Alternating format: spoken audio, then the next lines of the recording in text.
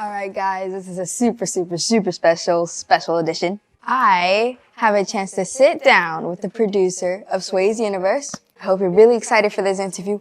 I am, because being on Sway's Universe was amazing, and a part of that thanks definitely goes to... I'm Torch, producer for Sway in the Morning. Now, thank you so much for sitting down with me. Thank you. And hey, thank you for working out the time and everything for me to come on Sway's Universe. Of course, it's my pleasure. Now, let me ask you, how does it feel to be the producer of Sway's Universe? How does it feel? It's been a while. I started out as the intern, so I was the first intern about 12 years ago. Ooh, that's a long time. About 12 years ago. So right now, it's kind of like my everyday routine. So I'm kind of used to it. It's like, you know, chilling with the homies, what I will say. But it feels good. It feels good to be able to create, give input, and give directions. And now I don't want to give orders now. So it's like, came in as little bro, now I'm big bro. All right, so before that, when you were a child, did you have an aspiration to become a producer? If not, what was your aspirations at that time? Actually, I never thought about radio at all. It was just something that, happened when, later on in life, I went to school for audio engineering, and I was going to be an engineer. So what happened was, when I got out, I knew that I needed to have a plan. I didn't have a plan going in. I just thought I was going to be an engineer and do my own studio. So for me, it was like I could do that, but I need to make money, have some type of security. So I need to get a job just in case that don't fall through. So I ended up going through the ropes of getting an internship. And I landed an internship just as the way to have some type of experience so I could go on my career on my own.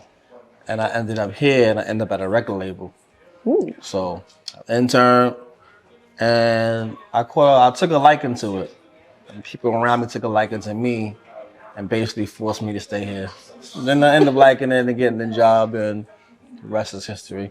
Yeah. So, because Sway is a very big icon in our time, especially back in my parents' time, how did it feel for you to go and meet Sway and learn that you would be the producer? I mean, at first I was the intern, so when I came in, it was iconic Sway. I'm like, oh, Sway, I gotta be proper and, you know, be on point. I'm gonna get this knowledge and this and the third. And then when I met him, it was totally different, not in a bad way, but in a way that he was like super down to earth. Like what you see on TV, especially back then, it was just like MTV and this, that, and the third. So you may have thought the person was exactly that all the time. And then when he interviewed him, yo, you know how to do X, Y, and Z? And Oakland came out, and I'm like, this way? Like, oh, okay, I got to know him. And the more I got to know him, it was just like he was just down to earth. So it's been cool. How does it feel for you to see big celebrities just walking in and out of that door every day? It's not really nothing to me, really, because being in New York City, I grew up with a lot of people that became famous, and also you could be like in a party and you're right next to whoever it may be, Fab, Mace at the time or whatever. So you kind of saw them on a regular, and they kind of shopped in the same areas you shopped in and went to eat where you went to eat at. So it was kind of, you know, the norm for you to see celebrities and people of that nature. So it wasn't that big of a deal to me. So when you mentioned about being an audio engineer, let me ask you, why did you choose that? Because I did music. So for me, it was just knowing what to do when the engineer walked out the room. So I knew how to do it. The reason for me going to school was to have a piece of paper because, you know, you can't really get a career. Well, in those days, you couldn't like get into a building without a piece of paper saying that you validated that you went to a school, that you accredited or whatever. So that was like my plan B. But I knew how to engineer before I went to school, just from being an artist and knowing what to do when somebody walk out. Because when you got an idea and the person is not there, you stuck waiting for that person to come in the room. And then you may lose the idea, you may lose the rhythm, the pattern, the umph by the time they come back in. So for me, it was knowing what to do when someone walks out. So that's how I ended up being an engineer. But I do it for my own personal reasons, not to be an engineer per se. What are 2 fun facts about you that few people know? I don't know. People may know, but I'm an artist as well. I do music, and I love to be creative. Wherever that leads me, being an engineer, I do camera work. I do a bunch of everything. I'm like multi-faceted, multi-talented. That's pretty cool. Yeah, I do whatever it needs to be done to get the W. So, you know that I live in the continent of Africa, Ghana to be specific. Have you visited any continents, countries in Africa? None. No? Not yet. All right. Plans on What's your first stop? Ghana. All right. It has to be the first stop. Now, can I teach you 2 words and 1 beautiful fact? Sure.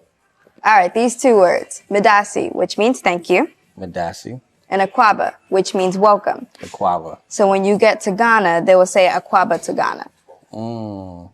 Welcome to Ghana. And I would say Medasi. Medasi. I'm about to say Kadasi. Medasi. And Okay. if sometimes you'll hear them say Mesu Medasi, which means thank you also. That's Medasi. Got it. And the 1 beautiful fact, Ghana was the first sub-Saharan country in Africa to gain its independence from colonization. Nice. Their first president, Mr. Kwame Nkrumah, came here to New York, learned about the civil rights movement through people like Martin Luther King, and he implemented what he learned, brought that to Ghana, and that's how they gained their independence. So it's only right to go to Ghana. You came to New York, I gotta go to Ghana. Yep. Makes sense. So our fates are always intertwined. Yeah, exactly. Yeah. I can't wait to see you in Ghana. You'll see me out there soon. By next year. Hopefully before next year. All right, I have another fun question. Okay. Do you like spicy food? Spicy food?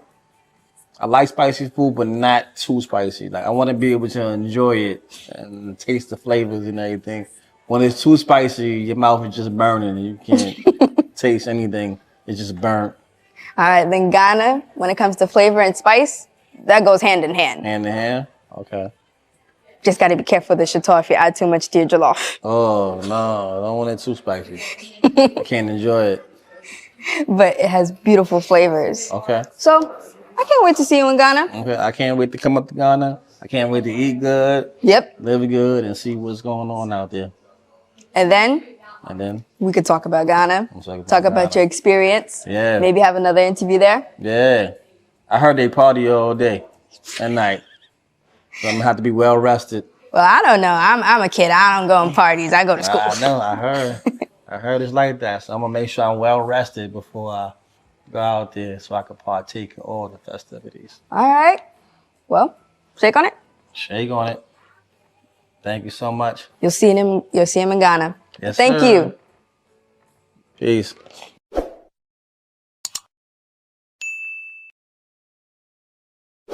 Testing 1 2 3. Testing 1 2 3.